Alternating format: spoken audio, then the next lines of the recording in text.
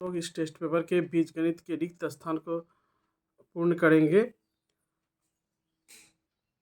मैंने आप लोगों को जो बीजगणित के सवाल जो कराए हैं उसमें से जो शॉर्ट क्वेश्चन जो है मल्टीपल चॉइस क्वेश्चन जो वो सभी क्वेश्चन को मैंने करवाया है। वो सभी क्वेश्चन इस टेस्ट पेपर में प्राय आ रहे हैं, तो इसलिए आप लोग उसको भी सही से देखिए, क्योंकि हम यहाँ पे दोबारा उसको बताना पड़ रहा है। और यहाँ पे मैं डिटेल्स में नहीं बताऊँगा, जितना संक्षिप्त में हो सके बताऊँगा, क्योंकि अगर आपको डिटेल्स देखना है तो वो वीडियो में जाके आप लोग देख सकते हैं। तो चलिए हम लोग शुरुआत करते हैं। देखिए यहाँ कहा है 1 नंबर में, यदि x बराबर √7 प्लस √5 एवं xy2 हो तो y का मान ज्ञात कर। देखिए यहाँ पे हमको शॉर्ट फॉर्म आपको बता दे रहे हैं हम। एक काम कीजिएगा, जो यहाँ जब एक्स वाई यहाँ पे गुणनफल है तो y का मान अगर निकालेंगे तो ये जो है ये हो जाएगा √7 माइनस √5 हो जाएगा।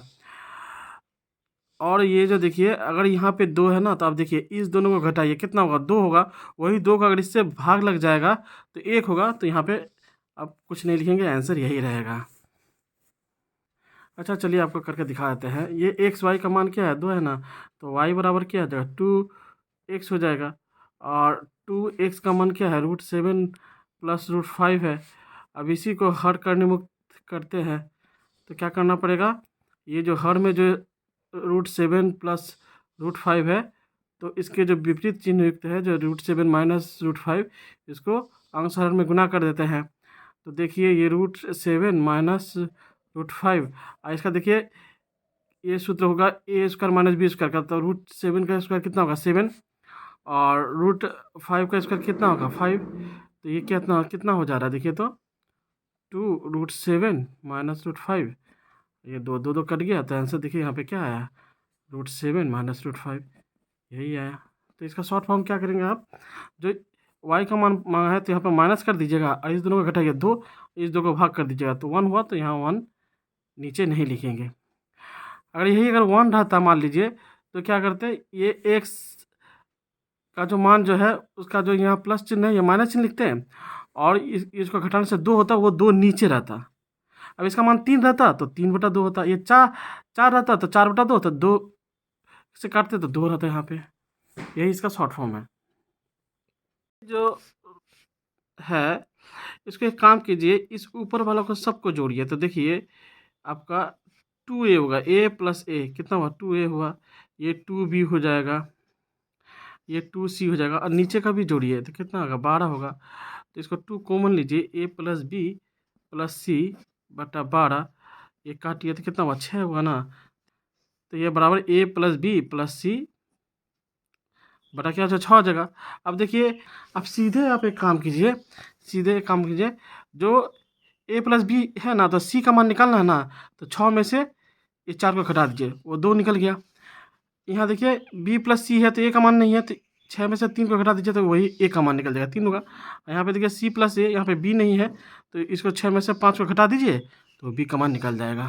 तो आंसर होगा 3:1:2 हो जाएगा। देखिए यहाँ कहा है जो ये जो समीकरण है, इस समीकरण का रेसिप्रोकल टू ईच होता है। इसका जो रूट जो है वो रेसिप्रोकल, मतलब इसका जो मूल जो है एक दूसरे का क्या है विलोम है। अब देखिए मान लीजिए इसका जो एक मूल को अल्फा पकड़ेंगे तो दूसरा जो मूल होगा वो 1/अल्फा होगा, ठीक है। अब देख रहे हैं इस दोनों का गुणनफल, देखिए कट जाएगा तो क्या होगा 1 होगा ना। तो इसके मूलों का गुणनफल का एक फॉर्मूला है, क्या है मतलब c, और ये जो x² का गुणांक है p, तो c/p इक्वल क्या होता है, ये जो मूलों का गुणनफल है वो होता है। तो एक बात सीधे याद रखिएगा, जब भी ये कहेगा जो कि एक दूसरे के विलोम है तो उसका जो मूलों का जो गुणनफल जो होगा ना वो इक्वल 1 लिख दीजिएगा। तो c का मान क्या निकला 1 से गुना कीजिए p, तो आंसर p हो जाएगा। सवाल बहुत महत्वपूर्ण है। तो अब ये जो कहा है इस दोनों का मध्य समानुपाती x है, तो इसका देखिए ये x माइनस 2, यहाँ पे भी x लिखिए, यहाँ पे भी x लिखिए, और ये x माइनस 3 ये होता है। तो x माइनस 2 बाई एक्स, तो ये x बाई एक्स माइनस 3। अब इसको गुना कर देते हैं, तो इसको गुना कीजिए तो देखिए x² हम डायरेक्ट गुना कर देते हैं -5x माइनस प्लस 6 होगा, और ये एक्स स्क्वायर होगा। तो ये अब देखिए ये एक्स स्क्वायर एक्स से कट गया तो यहाँ जीरो रहेगा। इस 6 को उधर ले जाइएगा तो -5x इक्वल -6 होगा, माइनस कट गया तो यहाँ पे देखिए x का मान 6/5, तो ये हो जाएगा 6/5। देखिए 6 नंबर जो सवाल है वो 2 बार आ चुका है, तो इस सवाल को हम शॉर्ट फॉर्म में आपको बता दे रहे हैं। देखिए यहाँ पे कहा गया है जो A/2 बराबर B/5 बराबर C/8 होने से A का 50%, B का 20%, तो C का कितना परसेंट होगा। तो एक काम कीजिए, परसेंट को हम 100 समझते हैं, तो देखिए अगर 100 को अगर 2 से भाग कीजिएगा तो A का 50 निकलेगा, और उसी 100 को अगर 5 से भागे तो 20 होगा, तो B का देखिए यहाँ 20 हो गया। तो उसी तरह से हम समझ सकते हैं कि 100 को अगर 8 से अगर हम भाग करेंगे तो वो C का 12.5% होगा। तो ये आंसर निकल जाएगा, क्योंकि 100 को अगर 8 से भाग कीजिएगा तो ये 12.5 होगा, तो इसका आंसर हो जाएगा 12.5। अब ये देखिए 7 नंबर जो है, दो द्विघात करनी का योगफल और गुणनफल एक मूलद संख्या होने से करनी दोनों परस्पर करनी होती है। या तो आप पूरक लिख सकते हैं या अनुबंधी लिख सकते हैं। ये देखिए आपका पुस्तक का 155 पेज में देखिए ये लिखा हुआ है, किसी द्विघात मिश्र करनी के करनी निवारक उत्पादक के साथ उस करनी का योगफल, यहाँ से देखिए योगफल और या वियोगफल दोनों ही मौलिक संख्या जिसे मूलद कहा जाता है हो, तो इस मिश्र द्विघात करनी की पूरक करनी या अनुबंधी करनी कहते हैं। ये जो 8 नंबर जो सवाल है, इस 8 नंबर सवाल करने के पहले आपको दूसरा सवाल करवाते हैं, ताकि वो सवाल जब समझ जाइएगा तो ये आसानी से आप भी कर लीजिएगा। देखिए 17 नंबर जो सवाल है ये 2 बार आया, 2a बराबर 3b बराबर 4c होने से A/B/C का मान निर्णय करना है। तो इसका हम शॉर्ट फॉर्म बता रहे हैं। ये जो 2 है ना, इसको 1/2 लिखिए, इसको 1/3 लिखिए, इसको 1/4 लिखिए, और इसी जो अंश में 2, 3, 4 है इसका लॉसअप कीजिए, कितना होगा 12 होगा। सभी में 12 आप गुना कर दीजिए, अनुपात का चिन्ह दे दीजिए, तो ये कितना होगा 6 होगा, ये कितना होगा 4 होगा, ये कितना होगा 3 होगा, तो ये अनुपात हो जाएगा 6, 4, 3। अब इस सवाल को भी एक काम कीजिए, ये 1/1 है, यहाँ कुछ नहीं तो 1/1 है, तो इसको 1 लिखिए, और ये जो है इसको उलाट दीजिए, 3/4 लिखिए, इसको भी उलाट दीजिए, 4/5 लिखिए। अब एक काम कीजिए, चलो हर जो है उसका लॉसअप कीजिए, तो कितना होगा 20 होगा, तो इसको 20 से गुना कीजिए, अनुपात चिन्ह दीजिए, इसको भी 20 से गुना कीजिए, अनुपात का चिन्ह दीजिए, इसको भी 20 से गुना कीजिए, तो ये हो जाएगा, ये 20 हो जाएगा, इसको काटिए तो ये 5 होगा, तो ये 15 हो जाएगा, 3 और 5 गुना से, और इसको काटिए तो ये 4 हो जाएगा, तो 4 16 हो जाएगा, तो अनुपात क्या हो जाएगा 20, 15, 16, तो ये हो जाएगा 20, 15 और 16 हो जाएगा। ये शॉर्ट ट्रिक याद रखिएगा। वेरेजेज 1/y एवं y वेरेजेज 1/z होने से x वेरेजेज क्या होगा। तो देखिए इसको हम एक काम करते हैं, x बराबर एक स्थिरांक k पकड़ते हैं, तो k/y हो गया, ये एक नंबर मान लीजिएगा। y इसका दूसरा स्थिरांक पकड़ लेते हैं, k1/z हो जाएगा। यही y का मान यहाँ पे आप एक नंबर में पुट कीजिए, तो ये x बराबर k और ये हो जाएगा k1z, ये z क्या हो जाएगा, ये k, ये क्या है भागा है ना, तो ये गुना होगा तो ये उलट जाएगा, तो ये z/k1, तो ये k1 इंटू जेड होगा।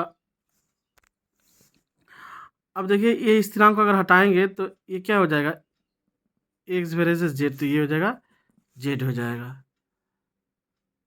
सवाल देखिए √3 - 5 का अनुबंधी करनी आपको निर्णय करना है। तो इसको पहले जो संख्या है उसको पहले लिखिए -5, ये प्लस √3 है। आपका इसका अनुबंधी करनी अगर निकालना है तो जस्ट यहाँ पे माइनस कर दीजिए, वही इसका आंसर हो जाएगा।